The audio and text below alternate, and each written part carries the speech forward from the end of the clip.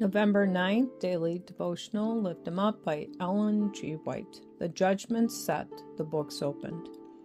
A fiery stream issued and came forth from before him. 1,000,000 ministered unto him, and 10,000 times 10,000 stood before him. The judgment was set, and the books were opened.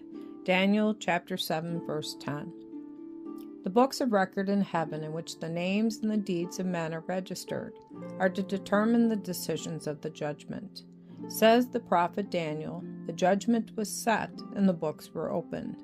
Daniel chapter 7, verse 10. The Revelator, describing the same scene, adds, another book was opened, which is the book of life, and the dead were judged out of those things which were written in the books according to their works. Revelation chapter 20, verse 12. The book of life contains the names of all who have ever entered the service of God. Jesus bade his disciples, rejoice, because your names are written in heaven. Luke chapter 10, verse 20. Paul speaks of his faithful fellow workers, whose names are in the book of life. Philippians chapter 4, verse 3. Daniel, looking down to a time of trouble such as never was, declares that God's people shall be delivered, every one that shall be found written in the book. Daniel chapter 12, verse 1. And the Revelator says that those only shall enter the city of God whose names are written in the Lamb's book of life. Revelation chapter 21, verse 27. A book of remembrance is written before God, in which are recorded the good deeds of them that feared the Lord and that thought upon his name. Malachi chapter 3, verse 16. Their words of faith, their acts of love are registered in heaven.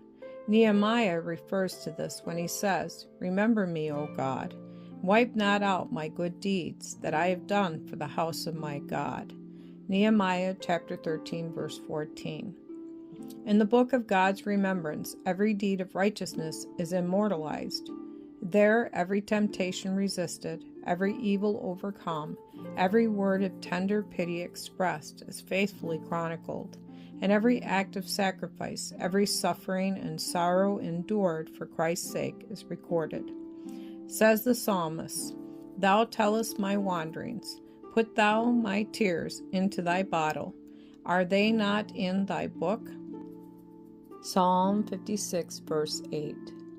Every man's work passes in review before God and is registered for faithfulness or unfaithfulness. Opposite each name in the books of heaven is entered with terrible exactness every wrong word, every selfish act, every unfulfilled duty, and every secret sin. The deepest interest manifested among men in the decisions of earthly tribunals but faintly represents the interest evinced in the heavenly courts when the names entered in the book of life come up in review before the judge of all the earth. The divine intercessor presents the plea that all who have overcome through faith in his blood be forgiven their transgressions, that they be restored to their Eden home and crowned as joint heirs with himself to the first dominion. Micah chapter 4, verse 8.